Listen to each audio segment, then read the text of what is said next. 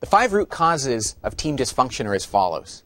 First, the absence of trust. Now, this sounds so obvious, but when I talk about trust, I'm not talking about predictive trust, where people that know each other for a long period of time can predict one another's behaviors. I'm talking about vulnerability-based trust, the kind of trust that comes about on a team when everybody on the team is completely comfortable being human, being vulnerable with each other. That's not touchy-feely, though.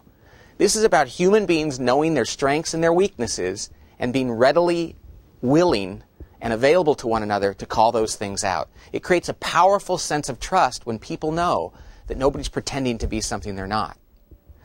Trust is important because it enables us to avoid the next dysfunction of a team, which is the fear of conflict.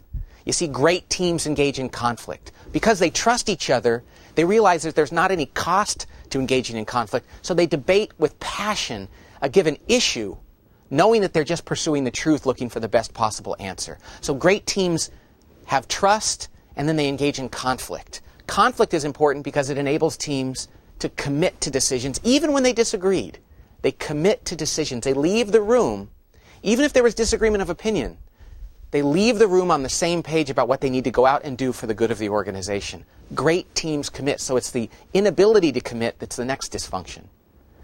Commitment enables us to overcome the next dysfunction of a team, which is the unwillingness to hold each other accountable. Accountability on a team is incredibly important, but it's peer-to-peer accountability that's most important. Peers on a team, because they trust each other, engaged in good conflict, committed to the decision, have the courage and the willingness to look at one another and say, I think you need more. I think you need to be doing this differently.